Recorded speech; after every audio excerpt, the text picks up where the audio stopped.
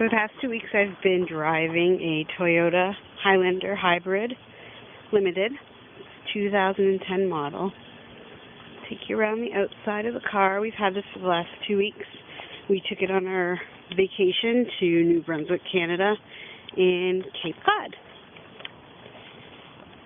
For the majority of the trip, we had 3 adults, me, my husband, and my best friend, as well as my 2 kids, aged 4 and 7.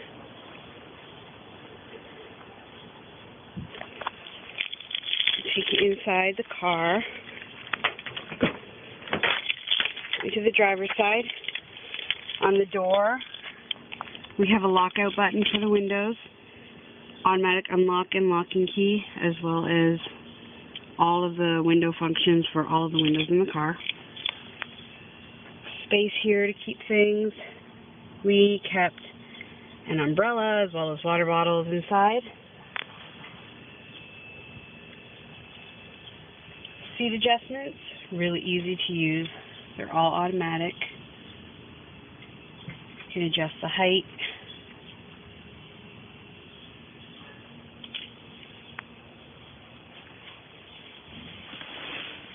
Take it inside.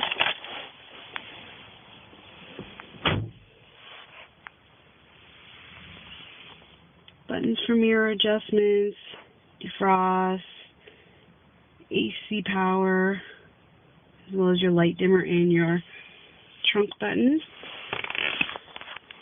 Down here is the button to release your gas cap, as well as the hood. Functions on your steering wheel.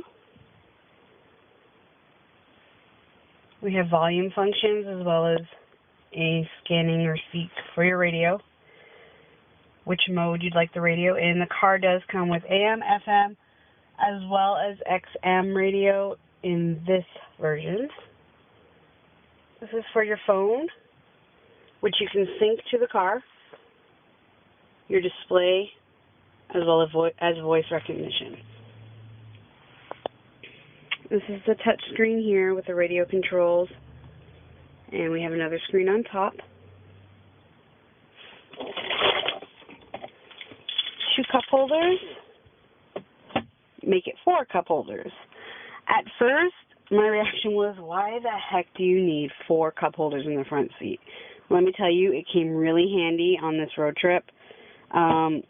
We kept drinks up front, or we kept our keys inside, phones inside, whatever you could think of. There's also an outlet there. There's one right here as well. The 2010 Toyota Highlander Hybrid is also a push-button start. So as you can see, there's no actual physical keys. This is your key. The keys do have to be in very close proximity to the car in order to start it or stop it. That's where I normally keep my keys. But when we had drinks in the car, I'd keep them here. Push-button start is really simple if you've never used it before. You simply put your foot on the brake and press it down. Press the button to start up. You can release the brake. And as you can see, everything comes on.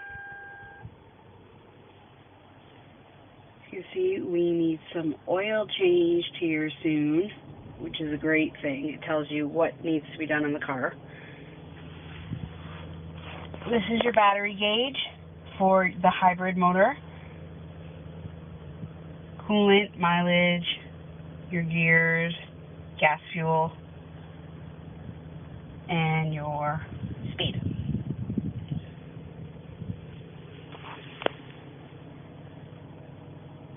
So far, this is what we've got left. It's 1:28 in the afternoon, 84 degrees outside. We have 117 miles before we need to fuel up. We're getting right now 25.9 miles per gallon. This is not for our trip. We've been driving through the city for about a day now with the car. Let's see, what can I show you here? Touchscreen. I am not a big fan of this touchscreen at all. I don't find it very user-friendly, and I'm pretty tech-savvy. the navigation, to put it blunt, sucks. You cannot navigate while you're driving. So if you up and decide that you need to find someplace while you're driving the car, forget it. You have to pull over, stop, car needs to be in park, or the brake needs to be on, something. You cannot put navigation in while you're driving. I know it's a safety feature, but I find it really, really annoying. Because even during our trip, if I was driving and my husband was in the passenger seat and we needed to use the GPS, we couldn't. I couldn't even have him plug it in. It had to be done when the car was stopped. Map. Let's see. See what I mean? I already forget how to use it. There's the menu button. Resume guidance will resume the last set destination you put in. You have your volume. You can select users. So if I had some settings that were different than my husband's, he could have his own settings in there as well. Your places, any stored places that you normally frequent. Your trip information. This shows you how the motor and the engine, battery, hybrid stuff all works. I do have another video on this I'll be posting on another post where you can see how it worked while we were driving. Maintenance. This lets you know what needs to be done. You can also put in the date you did it and have it, so it'll be able to remind you when you need to do it again. Whole bunch of different things. Telephone, like I said, you can sync your phone to the car, which is a really neat feature. My phone is synced right now. You can see how much battery is left on my phone, as well as the signal on my phone right now. The phone just comes over a little speaker in the top, and you can hear it throughout the entire car. The speakerphone seems to work pretty well. We haven't had any issues with it. I can also use voice recognition to dial out. So I could say, call mom, and it will call my mom. You have a calendar for various things. You can change the language, 3 different languages.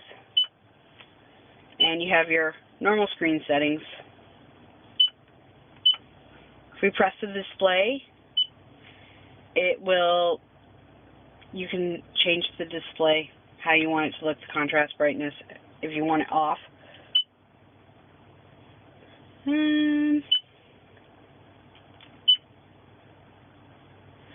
There's your navigation. Once you press the destination, plug in your address here where you're going, or if you have a point of interest name or point of interest category. This did work in both Canada and the U.S. My only real issue is it's not coming through Google Maps or anything direct. It's coming through a disc. You have to insert the CD into the dock, and it goes off that. So we found that it's really outdated. It didn't have some point of interest. It also didn't have some addresses. We got lost a few times with it. We just basically stopped using it. We have GPS navigation in our phones, which seem to work 100 times better. As you can see, if I press this, I go to load. There's a map. There's a CD disc here where you can put any of your CDs. It'll play WMAs and MP3s. This is the map place. Hold on a second. Tells you the disc in right now is map. I press to eject. There we go. This is what's in there right now. It's all of North America. Like I said, it did Canada fine. I just am not a fan of it. I wish that it was satellite-based or however GPSs normally work. This CD, garbage. If I was to purchase this car, I'd probably not get that feature, and I might just not bother with the whole touchscreen itself, because really the only usefulness of it is the GPS. Changing radio stations as well.